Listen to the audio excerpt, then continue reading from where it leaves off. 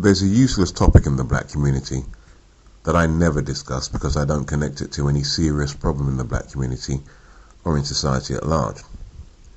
It's the kind of topic that attracts every moron within drooling distance because the ability to drool bodily waste from both mouth and arse is the only talent required to participate. For this topic you don't need common sense, wisdom or education. Just a mind that's been fed on a diet of clown flakes. The flakier the better. And they don't come any flakier than the Skintone debaters. That's right, today's topic is the Skintone debaters. And be clear about that, this video is about the Skintone debaters, not a contribution to the Skintone debate. I couldn't care less about another black person's skin tone, because I don't place any importance or value in a person's skin tone such that I would find it a worthy or even interesting topic of discussion. I'm not one of these imbeciles who pretends to be unaffected by skin tone envy or favoritism and then dives in brain dead first to wallow in the sewage that topics like this always generate. What I am going to do is tell the skin tone debaters about their worthless selves, because I want to honor and pay respects to my ancestors. But what do your ancestors have to do with this discussion, Thugtician? Exactly. But I think that's a question you should put to the Skintone debaters, because they're the ones who always invoke our ancestors' experience of slavery to justify their incompetence and trivial obsessions. Every dysfunctional or substandard behavior in the black community is blamed on slavery by the type of trash who agonize, obsess, and hate over skin tone. Ask the skin tone debaters to explain what our ancestors' experience of bondage has to do with skin tone resentments among present-day blacks.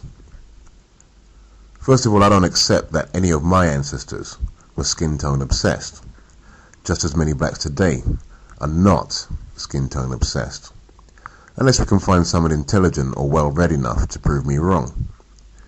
It is true that many of the values that some of our ancestors adopted in the course of their bondage are very distasteful when looked at with a 21st century mind. But the reason they adopted those values can only be understood when looked at in the context of the time they existed in. Their mindset was conditioned by life in a hostile social environment that brutalized them, where their very humanity was questioned daily. Any expression of racial pride would have meant instant death. Blacks today are not dealing with anything that even comes close to that experience. We are not confronted with daily challenges to our humanity. We are not treated as property. We are not paraded on auction blocks. We are not subject to exploitation by anyone.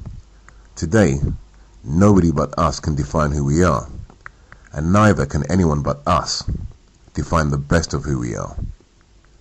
But if you listen to these people, you would think that we still live under the yoke of slavery and are therefore compelled to interact with our social environment in the same way our ancestors did. Today's generation of blacks do not live in bondage, so the constant reference to slavery as a cause of every personal obsession or failure is a damn lie. I say personal failure because not every black person resorts to the slavery excuse. Only those who always search for causes outside themselves to justify their personal incompetence. The same type of fool who blames thugs or so-called deadbeat dads or New World Order conspiracy theories for every social pathology in the black community. You'll always find slavery prominently featured in the repertoire of excuses and blame deflections and condemnations of others among this type.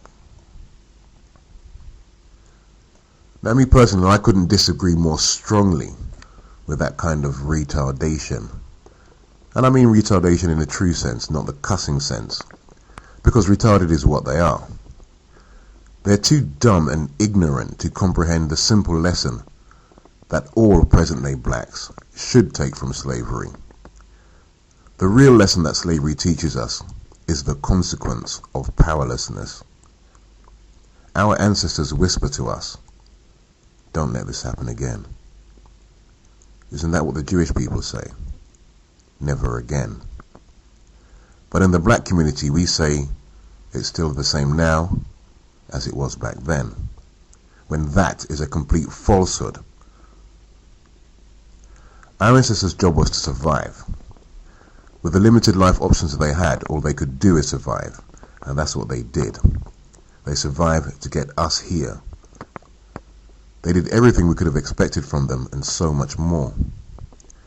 I believe my ancestors would have wanted me to reject all the worthless values that were imposed on them in their time, and to reject all those among us who want to keep those values alive. And I honor that. Today we have many more options to remedy and uplift our condition than they ever had.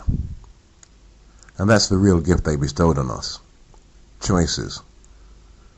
The true legacy of our ancestors is not skin tone resentment, slave mentality, or post-traumatic slave disorder. It is freedom. Freedom to be who we want to be, to go where we want to go, to love who we want to love, and to celebrate who and what we are, regardless of the shade of our complexion. We can choose how we deal with the challenges of the future.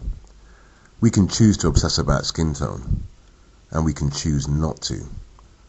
We can do many things that our ancestors could never do. It is an insult and a diminishment of all they suffered on our behalf to claim that our ancestors' experience of slavery is the cause of our present-day malaise, because what you're really saying is that their suffering was for nothing and accomplished nothing. Well, you are wrong. And for as long as I live, I will mercilessly mock and taunt the feeble-minded scum who dishonor our ancestors by taking their name in vain. Lastly, understand this about me and the people I come from. My ancestors were not slaves. All of them were free men and women. Over the last 400 years, some of them were kidnapped or sold away from their homelands and then held captive in bondage. But none of them were slaves. If you call your ancestors slaves, then you are more profoundly enslaved than any captive African ever was, because you have a caged mind. May the spirits of my ancestors protect me from those who wish me harm. Later.